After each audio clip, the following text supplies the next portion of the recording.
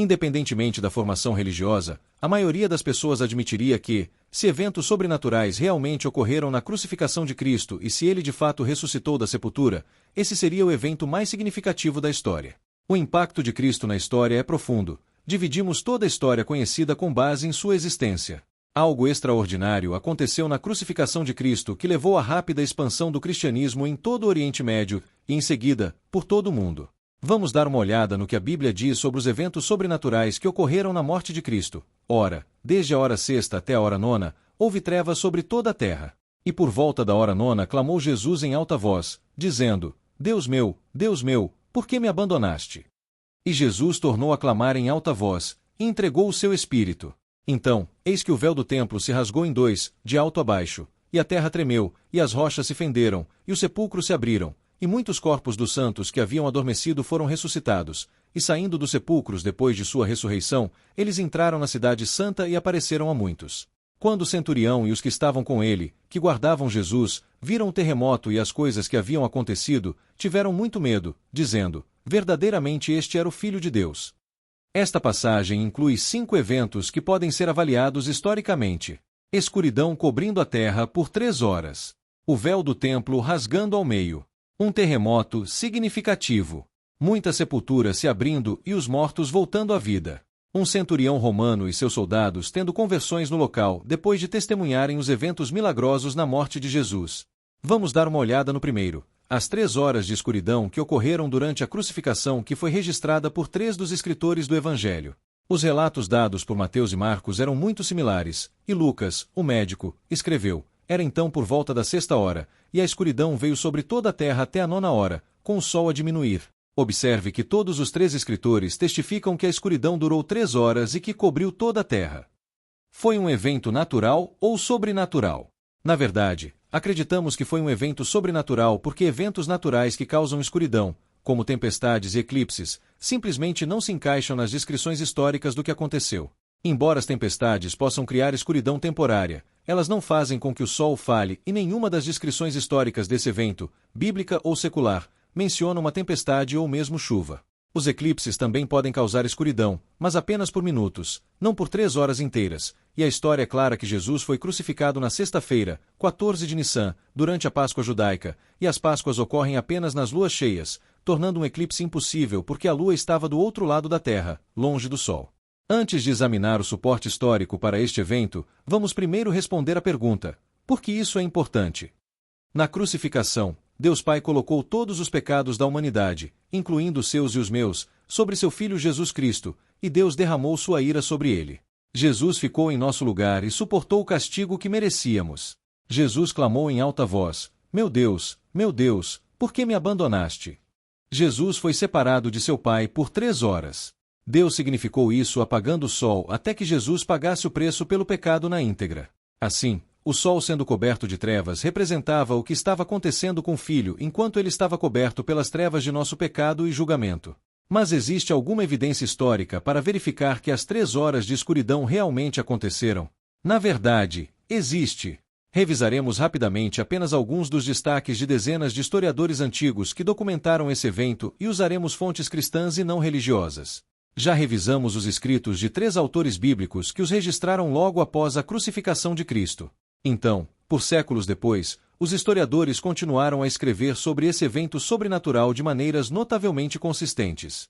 Vamos revisar apenas alguns deles. Fora da Bíblia, o relato mais antigo foi escrito por um historiador chamado Taluz em 52 d.C. Os estudiosos acreditam que Taluz registrou o evento de uma forma que minimizou o sobrenatural, tentando explicá-lo apenas como um eclipse natural. Embora não tenhamos mais os escritos originais de Taluz, temos as citações de suas obras feitas por escritores posteriores, como Júlio Africano, um líder do Império Romano que foi fundamental na criação da biblioteca pública no Panteão de Roma. Júlio escreveu o conjunto de 5 volumes intitulado História do Mundo por volta de 221 d.C. Nesta obra, Júlio escreveu: Taluz, em seu 3º livro de histórias, explica as 3 horas de escuridão como um eclipse do Sol, irracionalmente como me parece. Pois os hebreus celebram a Páscoa no dia 14 de acordo com a lua, e a paixão de nosso Salvador cai no dia anterior à Páscoa, mas um eclipse do Sol ocorre apenas quando a lua fica sob o Sol. E isso não pode acontecer em nenhum outro momento, exceto no intervalo entre o primeiro dia da lua nova e o último da velha, isto é, em sua junção. Como então deve ocorrer um eclipse quando a lua é quase diametralmente oposta ao sol? A escrita de Talo mostra que os fatos da morte de Jesus eram conhecidos e discutidos em Roma já em meados do primeiro século, a ponto de incrédulos como ele julgarem necessário explicar a questão da escuridão como um evento natural como um eclipse. Mas Talus não questionou a historicidade de Jesus, nem as 3 horas de escuridão que ocorreram em sua morte. Em vez disso, ele afirmou isso.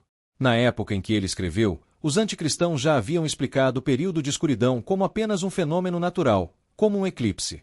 Orígenes, por exemplo, escreveu que essa ideia de ser um eclipse era uma invenção dos pagãos para desacreditar os evangelhos. Flegon de Trales, um historiador grego do primeiro século nascido não muito depois da crucificação, escreveu um dos livros mais conhecidos da história antiga intitulado Olimpíades. Flegon escreveu: no 4º ano da 202ª Olimpíada, houve um grande eclipse do Sol, maior do que jamais se conhecera antes, pois na 6ª hora o dia se transformou em noite e as estrelas foram vistas nos céus. Ocorreu um terremoto na Bitínia e derrubou grande parte da cidade de Niceia. O relato de Flegon revela várias coisas importantes. O sol escureceu durante a morte de Cristo junto com um grande terremoto. O tempo das trevas concorda com Mateus 27. Sua entrada também nos dá o ano da crucificação, com a 202ª Olimpíada acontecendo de julho de 29 d.C. a junho de 33 d.C. Além disso, vários dos pais da igreja primitiva o citaram, então não parece haver razão para duvidar de sua palavra.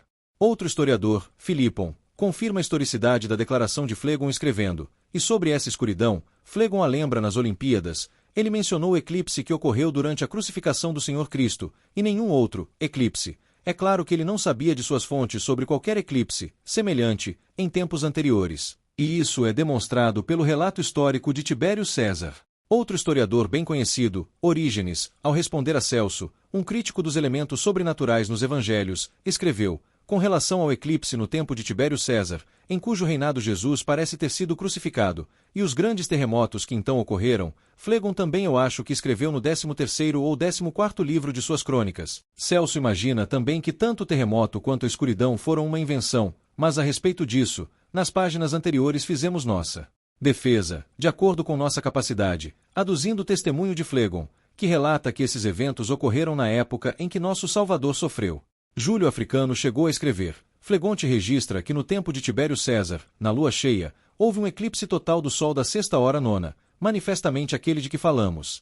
Escritores adicionais que se referem ao relato de Flegon sobre escuridão incluem Joanes Philoponus, Malelas, Orígenes, Eusébio e Maximus.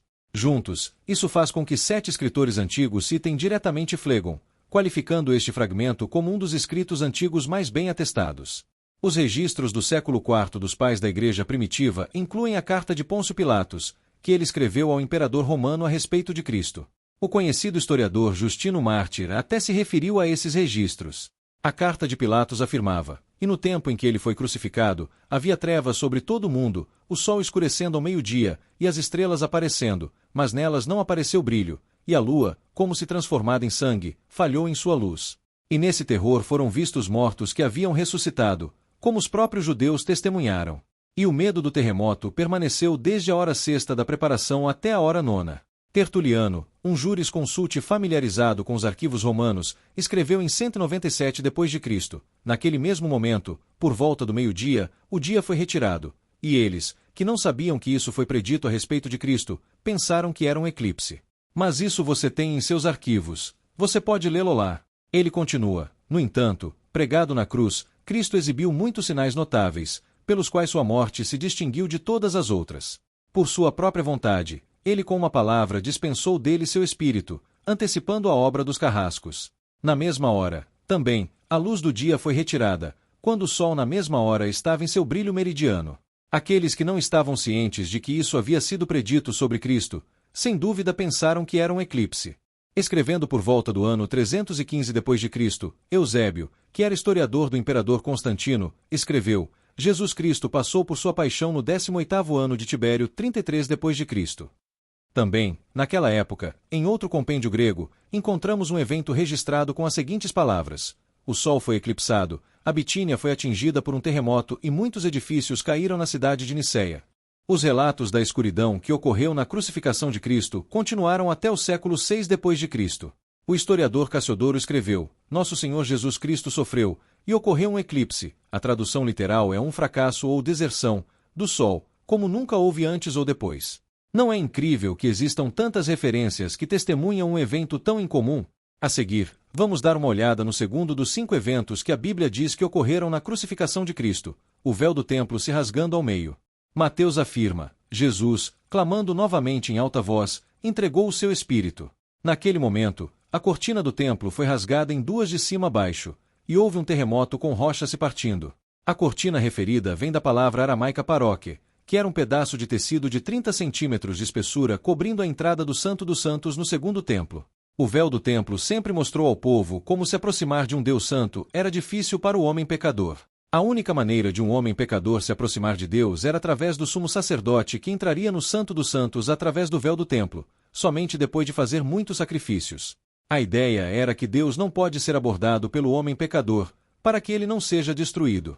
Tudo isso mudou quando Cristo, que era o sacrifício perfeito, nos deu acesso a Deus no exato momento em que ele morreu. Então, como sabemos que isso realmente aconteceu? Descobertas arqueológicas recentes revelam que o templo em Jerusalém durante o reinado do rei Herodes tinha de fato uma enorme cortina voltada para o leste, um véu, que estava suspensa no lintel oriental em frente às portas de metal que marcavam a entrada do lugar santo. O terremoto de 33 d.C. evidentemente deslocou o lintel do templo, rasgou a cortina e deslocou os pivôs das portas de metal. Em seguida, temos o terremoto. Já cobrimos muitos dos relatos históricos que atestam tanto a escuridão quanto o terremoto na crucificação de Cristo. Estes incluem Flegon de Trales, que disse que um terremoto ocorreu na Bitínia e derrubou grande parte da cidade de Niceia, bem como certos lugares na Itália. Orígenes, que observou os grandes terremotos que ocorreram durante a crucificação. Pôncio Pilatos, que disse: o medo do terremoto permaneceu desde a 6ª hora da preparação até a 9ª hora. E, claro, o relato de Mateus, que até mesmo muitos historiadores seculares consideram válido. Até Plínio, o Velho, escreveu um relato de um terremoto ocorrido nas regiões vizinhas naquela época. Não precisamos fazer muita pesquisa para descobrir que houve um terremoto quando Cristo morreu. Até mesmo a agência federal National Centers for Environmental Information documenta isso. Documentários recentes, como o terremoto de Cristo e o terremoto da crucificação, comprovaram bem as evidências do terremoto que aconteceu quando Cristo morreu. Evidências impressionantes baseadas nas varvas e sismitas nas camadas do Mar Morto confirmam o terremoto da crucificação. Esses estudos foram relatados até mesmo em meios de comunicação tradicionais como NBC News e outros. O renomado trabalho do geólogo Dr. Steve Austin sobre este tópico foi publicado em todo o mundo. Em seguida, temos a sepultura se abrindo e inúmeras pessoas sendo ressuscitadas dos mortos após a ressurreição de Cristo. Mateus registrou: as sepulturas foram abertas, e muitos corpos dos santos que haviam adormecido foram ressuscitados, e saindo dos sepulcros depois de sua ressurreição, eles entraram na cidade santa e apareceram a muitos. Se isso realmente acontecesse, certamente teria separado a morte de Cristo de qualquer outra na história e teria criado um grande rebuliço entre as pessoas daquela época. O padre apostólico Inácio registra os primeiros comentários que temos sobre esse evento, e suas obras têm sido amplamente confiáveis ao longo da história da Igreja. Inácio escreveu aos Tralianos: pois diz a Escritura, muitos corpos dos santos que dormiam se levantaram, seus túmulos sendo abertos. Ele desceu, de fato, ao Hades sozinho, mas ressuscitou acompanhado por uma multidão. Ele também reconheceu esse evento em uma carta aos Magnésios entre 70 e 115 d.C. Os pais da Igreja primitiva no Oriente também verificaram a historicidade do relato de Mateus. Cirilo de Jerusalém escreveu: mas é impossível, alguém dirá, que os mortos ressuscitem. E, no entanto, Eliseu ressuscitou os mortos 2 vezes, quando estava vivo e também quando estava morto, e Cristo não ressuscitou? Mas, neste caso, ambos os mortos de quem falamos se levantaram, e muitos mortos foram ressuscitados sem sequer tocá-lo. Pois muitos corpos dos santos que dormiam se levantaram, e saíram dos túmulos após sua ressurreição, e foram para a cidade santa, evidentemente esta cidade em que estamos agora, e apareceram a muitos. Finalmente, temos a carta de Pôncio Pilatos ao imperador romano, onde ele mencionou que as pessoas estavam aterrorizadas, tendo visto homens mortos ressuscitados, como até mesmo testemunhado pelos judeus.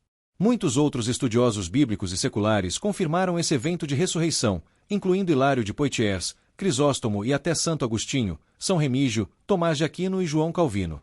Por fim, temos o centurião e aqueles que com ele testemunharam o terremoto e outros eventos, que temeram muito e proclamaram: verdadeiramente este era o Filho de Deus. Que tipo de eventos seriam necessários para persuadir um centurião romano endurecido pela batalha encarregado de uma execução a ter grande medo e reconhecer que Cristo era o Filho de Deus?